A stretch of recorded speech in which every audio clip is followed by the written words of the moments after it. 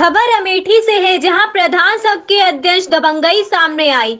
प्रधान संघ के इस अध्यक्ष दो लोगों को लेकर सामुदायिक स्वास्थ्य केंद्र जामो पहुंचे, जहां सामुदायिक स्वास्थ्य केंद्र में ड्यूटी पर तैनात ब्लॉक कार्यक्रम प्रबंधक से गाली गलौज करते हुए पिटाई कर दी। यही नहीं, सीएचसी पर नसबंदी करवाने आई आशा संगनी अनीता सिंह के साथ भी अभद्रता करते हुए गाली गलौज की। मारपीट के कारण अस्पताल में ओपीडी सेवाएं बंधित हो गयी, जिससे मरीजों को भारी समस्याओं का सामना करना पड़ा। उक्त घटना के पीड़ित बीपीएम अजय कुमार सिंह ने स्थानीय पुलिस को तहरीर देकर सुसंगत धाराओं में मुकदमा पंजीकृत करते हुए कार्यवाही करने की मांग की।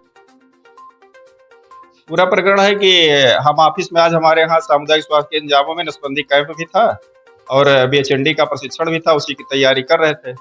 इस बीच में अधीक्षक साहब ने एक आशा संगिनी के हस्बैंड हैं राजमणि जी के द्वारा सूचना आई कि आपको साहब बुला रहे थे। तो ठीक है, 10 मिनट में हम आ रहे हैं। उसके बाद हम अपने कमरे में आ गए, कुछ काम कर रहे थे क्योंकि प्रशिक्षण की तैयारी भी करना था। तो मैं अपने काम कर रहा था यहाँ पे।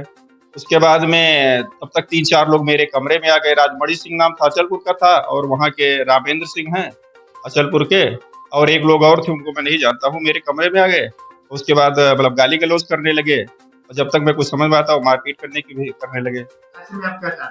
ऐसे भी चाहते हैं कि हमने लिख करके अधीक्षक साहब को भी अवगत करा दिया, लिख करके थाने में एप्लीकेशन दे रहे हैं। उन्होंने राजकीय काम में बाधा डाला है, हम काम कर रहे थे, हमारे काम में बाधा डाला है। उनके ऊपर सख्त से सख्त कार्रवाई, ताकि हम लोग अपना काम कर सके आसानी से। सर, हम लोग आज नसबंदी कैंप है और आए थे यहाँ पे। मेरा नाम अनीता सिंह है।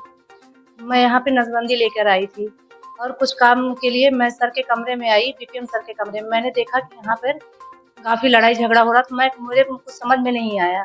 देखा तो रामेंद्र प्रताप सिंह और राजमणि, मैं अपना कागज लेके जैसे ही आगे बढ़ी, वैसे ही मुझे बोले बाहर निकल। तो मैंने कहा कि बाहर नहीं निकलूंगी, मुझे सर से कोई काम है।